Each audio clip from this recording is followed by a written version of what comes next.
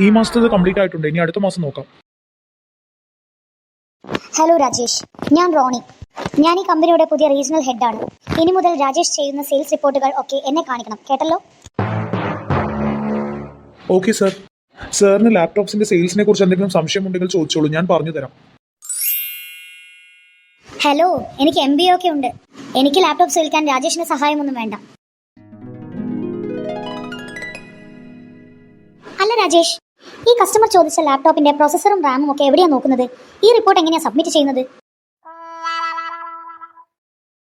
Sir, ഈ file ഇങ്ങനെ open ചെയ്യണം. കസ്റ്റമറോട് സംസാരിക്കുമ്പോൾ ദാ ഈ ഫീച്ചറുകൾ പറയണം, ദാ ഇതുപോലെ. ആ ഓക്കെ, ഞാൻ ജസ്റ്റ് നിന്നെ ഒന്ന് ടെസ്റ്റ് ചെയ്തതാ. എന്റെ ദൈവമേ, കോർപ്പറേറ്റ് ഓഫീസ് ആക്കിയപ്പോൾ എനിക്ക് മുകളിൽ വന്നിരിക്കുന്ന ആളുടെ ലക്ഷണം കണ്ടോ? പണി മുഴുവൻ ഞാൻ എടുക്കണം, ശമ്പളമാണെങ്കിലോ കനത്തിൽ പുള്ളി വാങ്ങും. വാവ് റോണി, ഈ മാസം ലാപ്ടോപ്പ് സെയിൽസ് റെക്കോർഡ് ബ്രേക്കിംഗ് ആണല്ലോ. You did A great job. Thank you sir. ഞാൻ ഒരുപാട് സ്ട്രാറ്റജികൾ ഉപയോഗിച്ചിട്ടാണ് സർ സെയിൽസ് ഇങ്ങനെ കൂട്ടിയത്. അല്ല, നീ ഏതാ? ഇവിടെ പുതിയതായി ജോയിൻ ചെയ്തതാണോ?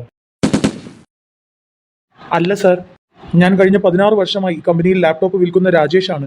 ഓ, 16 വർഷമായോ? എന്നിട്ടെന്താ നീ ഇത്രയും കാലമായിട്ടും റോണിയെ പോലെ ഒരു മാനേജർ ആകാതിരുന്നത്? സർ, ഞാൻ ഈ 16 വർഷം കൊണ്ട് ലാപ്ടോപ്പ് വിൽക്കാൻ മാത്രമാണ് പഠിച്ചത്. അല്ലാതെ കൂടെയുള്ളവൻ കഷ്ടപ്പെട്ട് എടുക്കുന്ന പണി സ്വന്തം അക്കൗണ്ടിലാക്കി സാറിനെ സുഖിപ്പിച്ച് ശമ്പളം വാങ്ങാൻ എനിക്ക് ഇപ്പോഴും ആ സോപ്പിടൽ കല വശമില്ലാത്തത് കൊണ്ടാണ്. ഓക്കെ സർ, ഞാൻ പോകുന്നു.